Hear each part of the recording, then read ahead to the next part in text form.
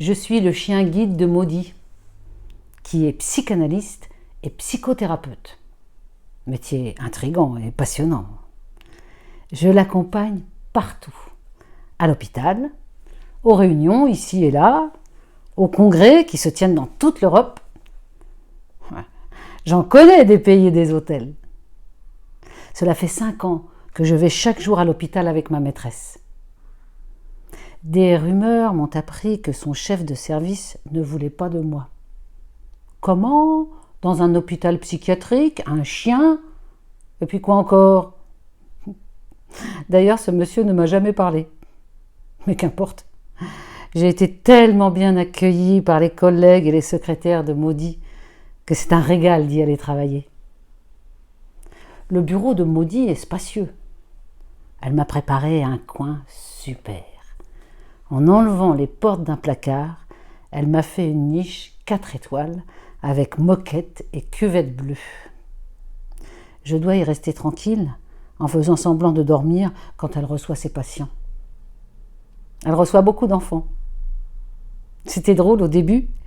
Ils venaient me dire bonjour avant de commencer leur séance de psychothérapie, puis au revoir en partant. Ils m'ont tous dessiné. On est devenus copains.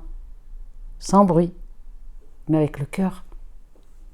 Je les aime bien. Ils viennent parler de leurs difficultés. Beaucoup n'aiment pas l'école. Je crois que je les comprends. Les plus drôles sont les grands adolescents qui racontent plein de bêtises. Maudie recevait depuis plus d'1 an un petit garçon de 4 ans qui était autiste, c'est-à-dire qui ne parlait pas. Quand il m'a vue pour la première fois, il a eu peur. Maudie lui a expliqué que j'étais gentille, que je ne bougerais pas, etc. Prudemment, il a commencé à s'approcher de moi. Mais il était très agressif et voulait me tirer les oreilles. Ce n'était pas pour me faire mal, mais c'était son angoisse. Maudie lui prenait la main, lui apprenait à caresser ma toison soyeuse, lui faisait découvrir mon corps tout en lui parlant. Puis un jour, en arrivant, il s'est blotti contre moi et s'est endormi. Souvent, par la suite, il venait poser sa tête sur mon ventre. Et d'agité qu'il était, il devenait calme.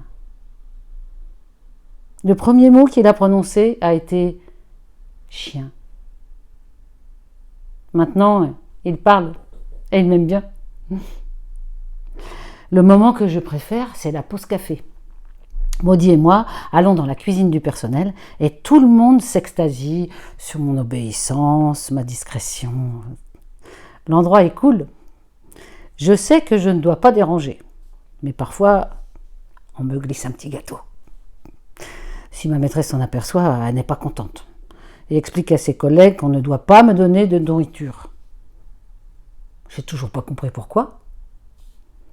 En conclusion, je dirais que je suis très heureux, car Maudie se déplace souvent, et j'aime ça.